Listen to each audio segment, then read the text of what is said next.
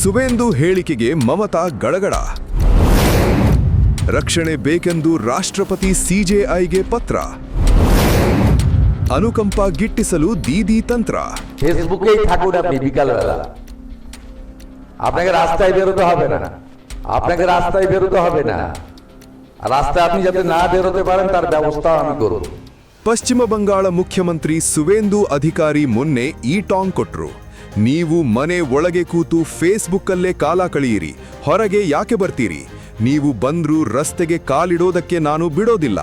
ಸುವೇಂದು ಅವರ ಈ ಮಾತು ಈಗ ಬಂಗಾಳದಲ್ಲಿ ಬಿರುಗಾಳಿಯನ್ನೇ ಸೃಷ್ಟಿಸಿದೆ.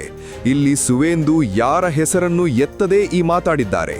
ಈ ಪತ್ರಿಕಾಗೋಷ್ಠಿ ಮುಗಿಯುತ್ತಲೇ ಮಮತಾ ಬ್ಯಾನರ್ಜಿ ಗೊಳೋ ಅಂತಿದ್ದಾರೆ. ಸುವೇಂದು ನನಗೆ ಈ ಮಾತನ್ನು ಹೇಳಿದ್ದು ನನಗೆ ರಕ್ಷಣೆ ಬೇಕು ಅಂತ ರಾಷ್ಟ್ರಪತಿ ಮತ್ತು ಮುಖ್ಯ ನ್ಯಾಯಮೂರ್ತಿಗಳಿಗೆ ಬಹಿರಂಗ ಪತ್ರ ಬರೆದು ಫೇಸ್ಬುಕ್ಕಿಗೆ ಪೋಸ್ಟ್ ಮಾಡಿದ್ದಾರೆ. ರಾಷ್ಟ್ರಪತಿ ಸುಪ್ರೀಂ ಕೋರ್ಟ್ ಮುಖ್ಯ ನ್ಯಾಯಮೂರ್ತಿಗಳಿಗೆ, ಒಂದು ಸರ್ಕಾರದ ಹುದ್ದೆಯಲ್ಲಿರುವವರು ವಿರೋಧ ಪಕ್ಷದ ನಾಯಕಿಯೊಬ್ಬರ ಸ್ವಾತಂತ್ರ್ಯವನ್ನು ಕಸಿದುಕೊಳ್ಳಲು ಬಹಿರಂಗವಾಗಿ ಬೆದರಿಕೆ ಹಾಕುತ್ತಿದ್ದಾರೆ. ನಮ್ಮ ಸಂವಿಧಾನ ಕರ್ತೃಗಳು ಇಂತಹ ಭಾರತವನ್ನೇ ಕಲ್ಪಿಸಿಕೊಂಡದ್ದು. ಈ ಪ್ರಶ್ನೆಯನ್ನು ಮಮತಾ ಬ್ಯಾನರ್ಜಿ ದೇಶದ ಜನತೆಯ ಮುಂದಿಟ್ಟಿದ್ದಾರೆ. ತಮ್ಮ ಆ ಪತ್ರದಲ್ಲಿ ಮಮತಾ ತಮಗೆ ರಕ್ಷಣೆ ಬೇಕಿದೆ ಎನ್ನುತ್ತಾರೆ. ಬಿಜೆಪಿ ವಿರುದ್ಧ ಕೊನೆ ಉಸಿರಿರುವವರೆಗೂ ಹೋರಾಡ್ತೀನಿ ಅಂತಾರೆ. ಒಟ್ಟಾರೆ ಮಮತಾ ಇಲ್ಲಿ ವಿಕ್ಟಿಮ್ ಕಾರ್ಡ್ ಪ್ಲೇ ಮಾಡೋಕೆ ಹೊರಟಿದ್ದಾರೆ. ಸುವೇಂದು ಅಧಿಕಾರಿ ವಾಸ್ತವವಾಗಿ ಯಾರ ಹೆಸರಲ್ಲೂ ಪ್ರಸ್ತಾಪಿಸಿಯೇ ಇಲ್ಲ. ಆದರೂ ಮಮತಾ ಇದು ತನ್ನನ್ನೇ ಉದ್ದೇಶಿಸಿ ಹೇಳಿದ್ದು ಅಂತ ಸಿಂಪತಿ ಗಿಟ್ಟಿಸಿಕೊಳ್ಳೋಕೆ ಟ್ರೈ ಮಾಡ್ತಿದ್ದಾರೆ. সুவேন্দু ಅಂಥದ್ದೇನ್ ಹೇಳಿದ್ರು ಇನ್ನು ಸ್ವಲ್ಪ ডিটেইল ಆಗಿ ಕೇಳಿ. উনি নাকি বলছিলেন যে বিজেপি তো সবাইকে দিবে বলেছিল, তা যোগ্য অযোগ্য তো সব কিছুতেই থাকে। উনি তাহলে 25 থেকে 60 করেছিলেন কেন?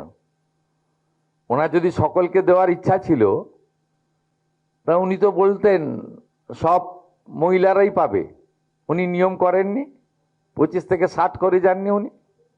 এটাও তো একটা নিয়ম, ক্রাইটেরিয়া। অন্যগুলো ছেড়েই দিলাম। ফেসবুকেই থাকুন আপনি বিকালবেলা, আপনাকে রাস্তায় বেরোতে হবে না, আপনাকে রাস্তায় বেরোতে হবে না, আর রাস্তায় আপনি যাতে না বেরোতে পারেন তার ব্যবস্থাও আমি করব। ಸಿಎಂ ಸುವೇಂದು ಅಧಿಕಾರಿ ಈ ಮಾತು ಹೇಳಿದ್ದಕ್ಕೆ ಒಂದು ಕಾರಣ ಇದೆ. ಅನ್ನಪೂರ್ಣ ಭಂಡಾರ್ ಯೋಜನೆಯಡಿ ಮುಸ್ಲಿಂ ಮಹಿಳೆಯರಿಗೆ ಹಣ ಟ್ರಾನ್ಸ್ಫರ್ ಆಗಿಲ್ಲ, ಮುಸ್ಲಿಮರ ಹೆಸರನ್ನು ಡಿಲೀಟ್ ಮಾಡಲಾಗಿದೆ ಅನ್ನೋ ಸುಳ್ಳು ಸುದ್ದಿಯೊಂದು ಕೆಲ ದಿನಗಳಿಂದ ಹರಿದಾಡಿತ್ತು. ಈ ಫೇಕ್ ಸುದ್ದಿಯನ್ನು ಸ್ವತಃ ಮಮತಾ ಬ್ಯಾನರ್ಜಿಯೇ ಹಬ್ಬಿಸ್ತಿದ್ದಾರೆ ಅನ್ನೋದು ಸುವೇಂದು ಆರೋಪ. ಈ ಸುಳ್ಳು ಸುದ್ದಿಯ ಮೂಲಕ ಮುಸ್ಲಿಮರನ್ನು ಪ್ರಚೋದಿಸುವ ಕಾರ್ಯಕ್ಕೆ ಸುವೇಂದು ಸಿಟ್ಟಿಗೆದ್ದು ಆ ರೀತಿ ಮಾತಾಡಿದ್ರು.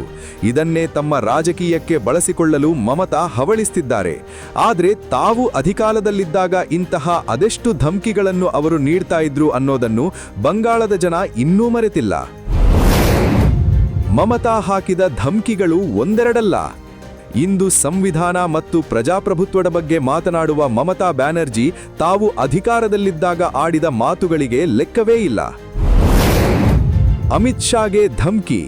ಕೇಂದ್ರ ಗೃಹ ಸಚಿವ ಅಮಿತ್ ಶಾಗೆ ನೇರ ಧಮ್ಕಿ ಹಾಕಿದ್ರು ಮಮತಾ ದೀದಿ. ಕೋಲ್ಕತ್ತಾದ ಹೋಟೆಲಿಂದ ನೀವು ಹೊರಕ್ಕೆ ಬರದ ಹಾಗೆ ನಾವು ಮಾಡಿಬಿಡಬಹುದು, ಆದ್ರೆ ನಿಮ್ಮ ಅದೃಷ್ಟ ಚೆನ್ನಾಗಿದೆ, ನಿಮ್ಮನ್ನು ಹಾಗೆ ಬಿಟ್ಟಿದ್ದೇವೆ ಅಂತ ಬೆದರಿಸಿದ್ದರು. আজকে আপনি তালকুটিরে লুকিয়ে আছেন, মনে রাখবেন আমাদের যদি ইচ্ছে থাকতো, আমরা যদি অসৌজন্যতা করতাম আপনাকে এক পা বেরোতে দিতাম না। আপনার ভাগ্য ভালো যে এত অত্যাচার করার পরেও আপনাকে আমরা আতিথ্যতা দিচ্ছি। এটা আমাদের দুর্বলতা নয়, এটা আমাদের ধর্ম, আমাদের সংস্কৃতি।